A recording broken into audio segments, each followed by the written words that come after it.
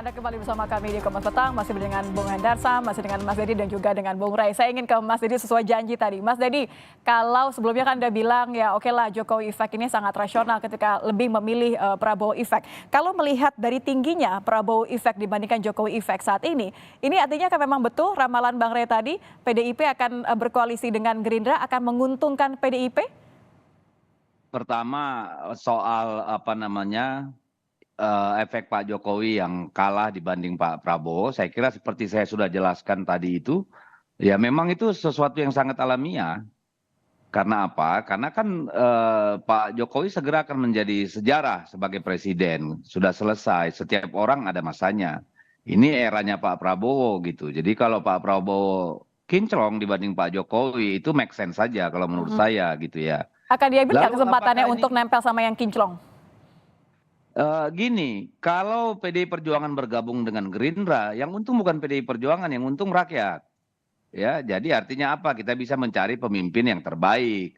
Selama ini kan semua dibingungkan di Jakarta ini karena apa? Karena ada yang lebih kuat dari partai politik untuk mengatur skenario politik pemilu kada, kan begitu.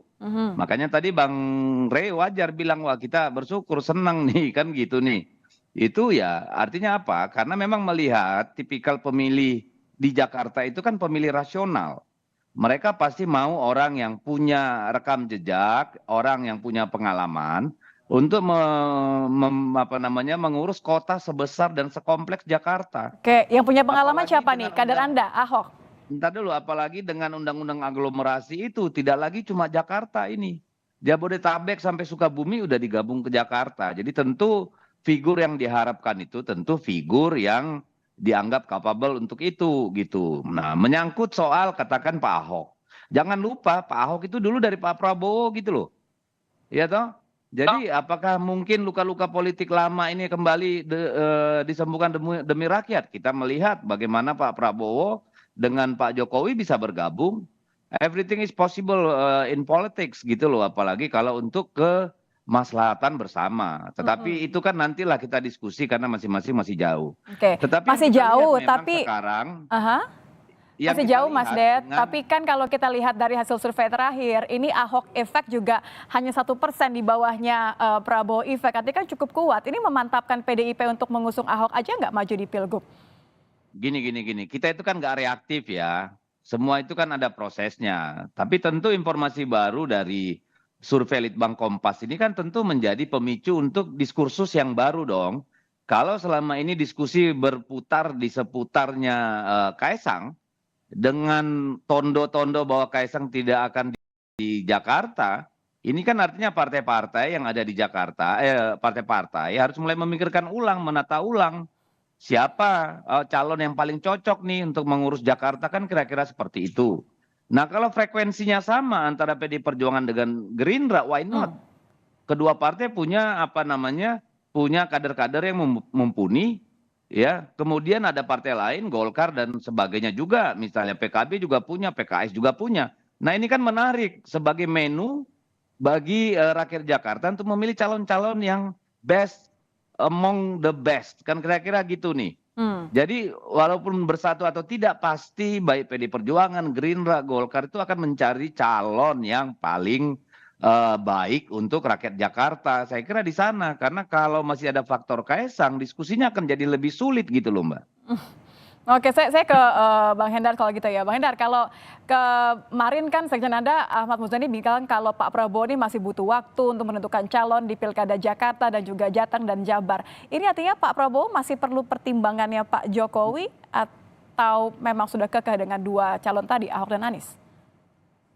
Bukan itu aja, bukan itu sebenarnya. Jadi kalau melihatnya itu kan nggak bisa kita linier bahwa Pak Prabowo harus diskusi dengan Pak Jokowi. Jadi kan banyak pattern yang harus dilihat ya. Pattern pertama itu kan pattern contohnya ya, pattern Koalisi Indonesia Maju harus dilihat bahwa idealnya bahwa di tiap-tiap pilkada itu harus linier dengan pilpres kan, seperti itu, supaya program-program pemerintah itu bisa berjalan seperti itu kan, idealnya seperti itu. Tapi ternyata kenyataannya kan nggak juga seperti itu, nggak linier sampai ke bawah. Nah, banyak hal juga, dan lagi kepentingan-kepentingan tiap-tiap partai tentunya berbeda. ya bagaimana di Jabar, bagaimana di Jakarta, bagaimana juga di Jawa Tengah contohnya tentunya. Dan itu kan dinamikanya bergerak terus. Kalau saya hitung-hitung per 2 minggu ada aja perubahannya itu, ya. Ya jadi hal-hal seperti itu sebenarnya yang harus kita lihat. Tapi kalau kita bicara keadaan saat ini, ya situasi saat ini, ya kan, ya sepertinya mungkin gitu ya, Mas Kaisang lebih condong ke Jawa Tengah. Tapi kita nggak tahu juga karena kalau ditanyakan ke kami atau ditanyakan ke Pak Prabowo sendiri pun beliau belum menentukan sikap sebenarnya. Ya kan banyak hal yang harus dihitung ya. Oke. Bagaimana sebenarnya melihat bahwa kenapa Pak Prabowo dan partai tentunya berkepentingan dalam pilkada ini, bagaimana bisa program-program daripada presiden dan wapres terpilih ini bisa terdeliver dengan baik, jangan sampai tersumbat. Ya. Dan khususnya juga termasuk Jakarta lah. Bang Hendra masih terdengar kayaknya masih pertimbangan banyak hal. Saya balik ke Bang Rey deh kalau gitu deh. Bang Rey, kalau Gerindra nampaknya masih ada banyak pertimbangan, apalagi tambah dengan Pak Prabowo efek melebihi Jokowi efek. Tapi kan kita tidak bisa melupakan bahwa Kaisang sendiri kan 1% di antara dengan nama-nama lain yang sudah lebih banyak mondar-mandir di bursa pilkada. Anda melihat ini justru malah jadi pertimbangan utamanya Bang Hendra nggak berani ngomong akan milih siapa nggak tadi Gerindranya? Udahlah, saya kira Gerindra adalah partai yang sejak dari awal tidak terlalu mendorong Kaisang sebetulnya gitu. Mereka ini kan pinginnya Ridwan Kamil. Jadi ketika Ridwan Kamil didorong ke Jakarta, ya sepertinya Gerindra tidak terlalu konsen siapa yang wakilnya, mau Kaisang mau siapapun. Yang penting tuh Ridwan Kamilnya ke Jakarta, itu kelihatan konsennya Gerindra tuh.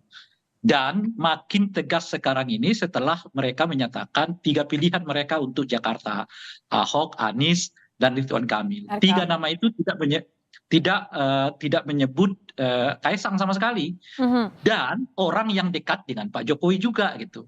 Ya jelas Ahok beda dengan Pak Jokowi, Anies ya beda dengan. Tapi kan restunya Pak Jokowi sudah terang-terangan, Bang Rey. Sudah katanya Jakarta bagus semua kalau Jakarta atau Jateng.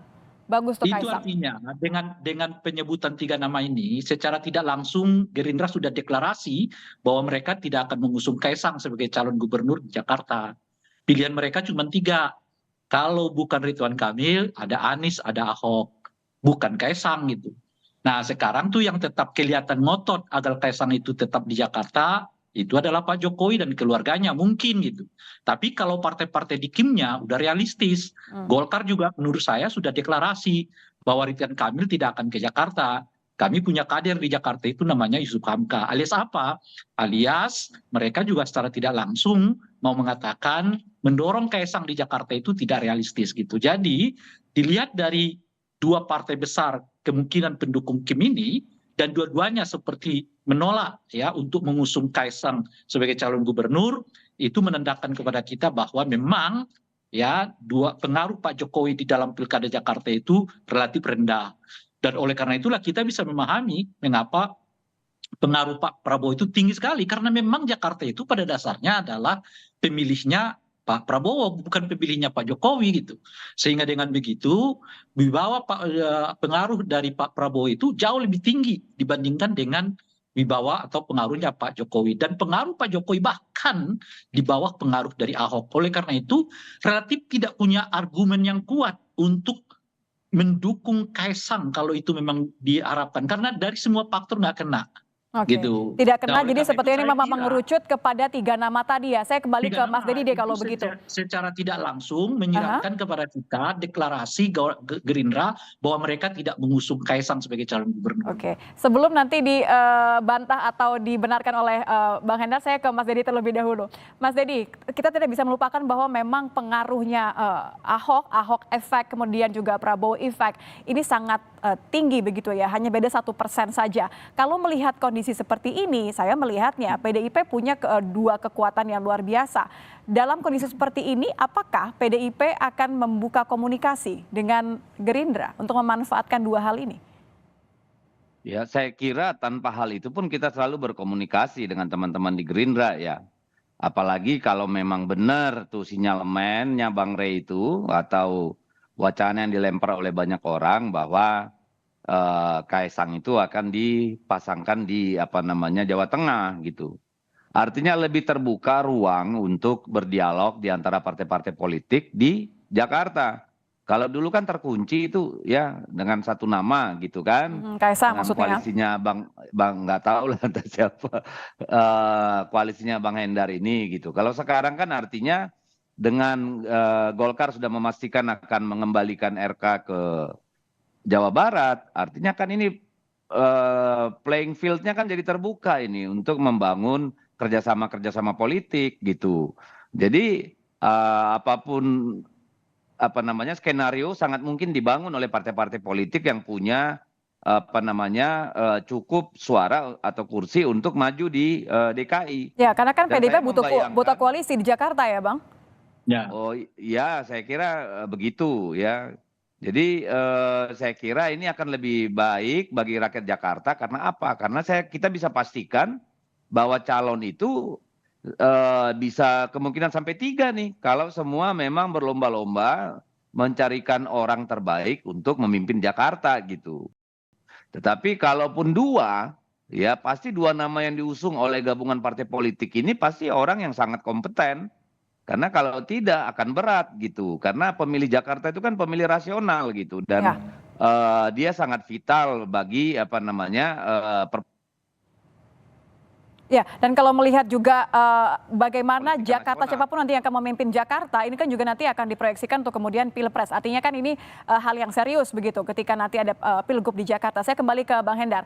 Bang Hendar, kalau Bang Ray tadi mengatakan ya nampaknya ini semacam deklarasi tidak langsung dari Gerindra bahwa memilih yang lain kecuali Kaisang. Apakah ini juga akan memberikan amunisi tambahan untuk Gerindra, untuk Pak Prabowo untuk lepas dari bayang-bayang Pak Jokowi dan memilih calon berdasarkan pertimbangan sendiri? Enggak gitu juga lah. Ya kan ini masalah pos-pos masing-masing aja. Bahwa ya harus dilihatkan juga mungkin saat ini ya dengan catatannya saat ini Mas Kaisang lebih realistis untuk maju di Jawa Tengah. Karena apa? Elektabilitasnya tinggi. Itu aja sebenarnya kan, sesimpel itu. Tapi juga jangan juga itu dijadikan patokan. Kita harus ingat contoh ya, di Pilkada DKI sebelumnya pada saat Anies melawan Ahok, yaitu Mas Anies itu cuma 3% loh awal-awalnya. Ya, kemudian naik dan bisa membalikan keadaan ya, terlepas dari segala dinamika yang terjadi pada saat itu. Jadi kan semua itu bisa berkembang, apalagi waktu yang menuju November ini cukup lama semua, ya kan. Nah artinya gini, juga harus dilihat ya, ini saya agak-agak pengamat politik sedikit lah ya, di luar melihat bahwa singkat tapi ya Bang. Bahwa sinyalemen yang disampaikan oleh tiap-tiap partai ini kan cek-cek ombak juga, tes water juga kan gitu ya, bahwa apa namanya itu Golkar ingin mengajukan Yusuf Hamka kan seperti ini kan cek ombak juga, melihat respon yang lain seperti apa. Begitu juga dengan kami Partai Gerindra untuk melihat respon dari teman-teman partai koalisi yang lain dan teman-teman dari PDI seperti apa. Baik. Gitu aja sih. Simpel itu sebenarnya. Baik Mas Lid, masih cek ombak. Kita akan obrolkan nanti untuk bagaimana hasil cek ombak ya. Apakah betul pertemuan ini akan menjadi pertemuan pertama dan selanjutnya untuk PDIP dan Gerindra. Cuma PDIP dan Gerindra akan bisa menjawab. Terima kasih sudah bergabung bersama kami. Hendar Salmaratoko, terima kasih Mas Edi Sitorus, terima kasih Bang Ray Rangkuti sudah bergabung bersama kami di Kompas Petang. Selamat petang semuanya.